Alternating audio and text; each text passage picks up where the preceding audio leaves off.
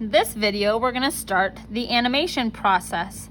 So I have my light table plugged in and turned on here. I have my pegboard is at the bottom so that I can keep my drawings registered, meaning that they're not going to jump all over the page, but there's going to be a clean sequence of them as they line up together. Got my animation pencil and extra sheets of paper. So I have my motion guide down first. My motion guide again has the path that my ball is going to take on it, and it also has little tick marks on it that indicate where the ball is going to be at each point along the path, so that it shows a clean fluid motion. Remember when we talked about timing, we talked about how if we wanted things to move slowly, we had our drawings grouped closer together. If we wanted them to move faster, we had them spread farther apart, or more distance or space between each drawing. So now I get to animate. So every time I need the ball, in this case, to move, or an object to move in animation, I have to get a new sheet of paper, a fresh sheet of paper. So I got a new sheet of paper on here, and I always put it on those peg bars so I can make sure that it is registered, so that it lines up every single time when I go to make this into a movie file. I'm also going to do something called cataloging my drawings. Cataloging my drawings means basically that I'm going to number them, so that if I were to put this away later, but that it fell all over the floor, I would know the order, the sequence that the drawings go in because they're numbered. So for me, in the top right-hand corner of the page, I'm just going to put the number 1 and circle it, because this is my first drawing. And then I start by making my ball at the very first position. So the very first tick mark that I have on there. You can make the ball be whatever size you want it to be, but you want to be consistent. So I want to make sure that my ball doesn't lose or gain volume throughout this entire animation. So whatever I've drawn here needs to be the same size as what I draw it over here. I don't want it to be bigger and smaller. That's kind of the biggest problem that I see most kind of beginning animators making, is that as they're progressing, they forget to look back at the first drawings to see if the size is the same, or the volume is the same, or if the model, in this case the ball, is consistent throughout. So I just want to make sure that it doesn't lose or gain volume. So that's my first drawing on that piece of paper. I don't have to worry about drawing my ground plane in every single time. It's just going to appear like it's hitting the ground without there being that line in there. So now I'm going to add my second sheet of paper. And again, I'm going to catalog this by putting a 2 in the top right hand corner, because it's my second drawing. And now I want the center of the ball, or that circle that I drew, to be on the second blue tick mark that I made. But again, I'm thinking about consistency. So as I was saying, I'm trying to keep my ball be in the same position as it's going across. Same volume. I don't want it to look like it's any bigger or to look like it's any smaller. So I'm going to now move my ball to the next position on my page, which is just going to be drawing number 3.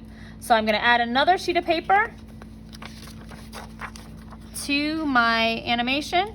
And as you can see, the more sheets that I'm adding here, the harder it is to start seeing through the drawings. So after about 3 sheets, 4 sheets, you have to take the previous ones off and add more again. So again, I'm going to catalog this by putting a 3 in the top right-hand corner. And I'm going to move or draw the ball with the center of it being on that third blue mark. Again, making sure that I keep the same volume of it. It doesn't look like it's a different ball. It's the same mass. I tend to draw very light and sketchy to begin with, but going forward, I want to make sure that my marks are dark so that the scanner can pick them up and I can see that in my animation. So I can't really see through it too much, so I'm going to go and take off a couple of the drawings. I'm going to take off 1 and 2 so that I just have 3 left, so I can continue on as it's going along the path. You want to have at least 1 other page down so that you can keep consistency in the shape and the volume of the ball.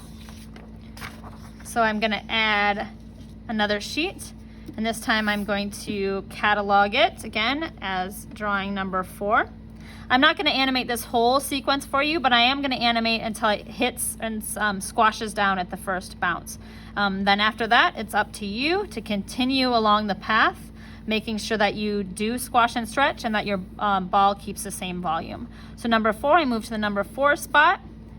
And again, I'm going to lightly sketch this in with my ball having that blue mark at the center of the ball. Light sketch, making sure that it looks pretty consistent. It hasn't lost volume, hasn't gained volume, but looks like it's the same ball just moving along this path. And then I make it darker. So I'm going to add another sheet, catalog it as number 5. And at this point on my path, gravity is starting to pull on my ball and it's starting to misshape it. So like we mentioned before in the other video, the YouTube video that we talked about, the artist had stretched out the form because gravity is pulling on it. So as it's nearing the bottom of the bounce, I'm going to stretch out the form too.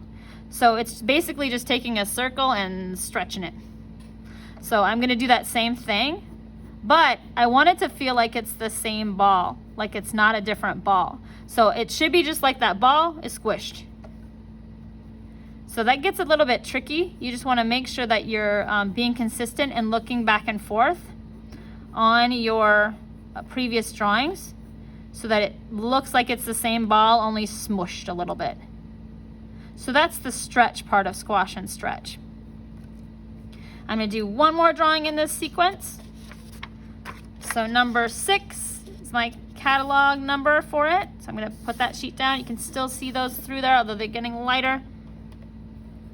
And then this one is going to be where it hits the ground. And when it hits the ground, it's going to squash. So the ball is going to squash down. So it's still the same, almost the same shape as what you just drew. It should still feel like it's the same ball in terms of mass and volume, but it's just been squished as it hits the ground. So it's okay to be rough and sketchy and then go back and press your drawing in harder.